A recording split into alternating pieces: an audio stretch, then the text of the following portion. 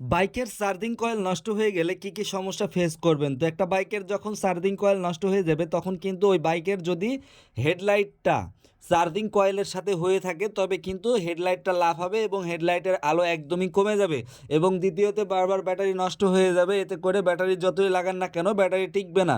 তো charging coil নষ্ট হয়ে গেলে চার্জিং কয়েলের একটা রেজিস্ট্যান্স আছে, রেজিস্ট্যান্সটা মাপতে হবে। যদি মাপার পরে চার্জিং কয়েল নষ্ট হয়ে যায় তবে কিন্তু চার্জিং কয়েলটা এভাবে বাঁধতে হবে কিংবা পরিবর্তন করতে হবে।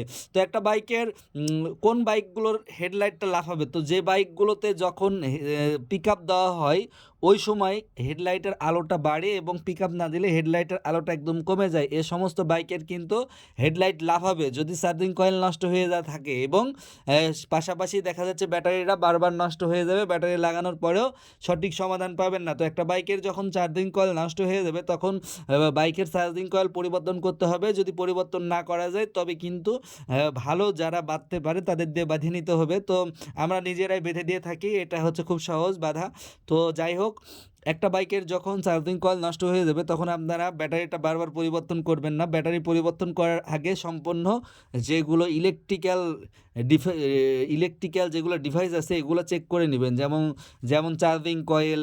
আবার দেখা যাচ্ছে যে একটা বাইকের যেই চার্জারটা আছে, রেগুলেটর, ইউনিট, এগুলা চেক করতে হবে। এগুলো চেক করার পর যদি ওই বাইকের দেখা যায় আসলেই ব্যাটারির সমস্যা, তাহলেই কিন্তু ব্যাটারি পরিবর্তন করতে হবে। আর এগুলো বাঁধা খুব কষ্টকর, তো আমি দেখাই দিচ্ছি।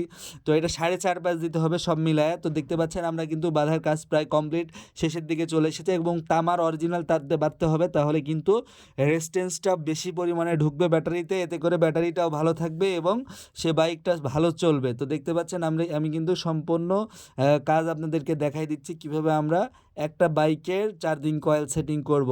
তো বাইকের চার্জিং কয়েল সেটিং করার পরে বাইকটাতে আমি দেখাই দিব কি পরিমাণে বাইকের আলো হয়েছে। তো আগের যদি দিতে পারি নাই সেই আগে যেহেতু আপনাদের দেখাইতে পারি না এই বাইকের হেডলাইটের আলোটা কেমন ছিল, কিন্তু আমি কিন্তু পরবর্তীতে দেখাই দিব এই বাইকের হেডলাইটের আলো কেমন আছে। তো দেখতে পাচ্ছেন আমি কিন্তু আং করে লাগাই দিচ্ছি এবং সঠিক সমাধান সঠিকভাবে।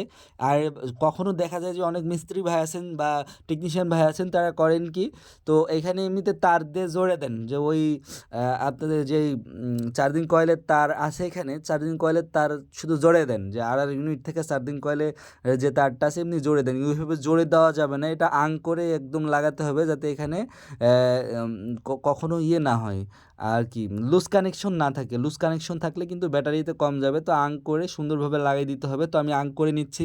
ইনশাল্লাহ এই বাইকটাতে কয়েলটা বাঁধা হয়েছে এবং এই কয়েলটা লাস্টিং করবে এবং এ বাইকের চার্জারও অনেক ভালো আছে এবং চার্জ উঠবে অনেক বেশি। তো এইভাবে একটা বাইকের চার্জিং কয়েল লাগানো হয়। আমি কিন্তু শেষ পর্যন্ত দেখাই দিলাম, আমি প্রত্যেকটা ভিডিও শেষ পর্যন্ত সঠিকভাবে দেখানোর চেষ্টা করি এবং আমার পেজটা যারা ফলো করেনি ফলো করেন এবং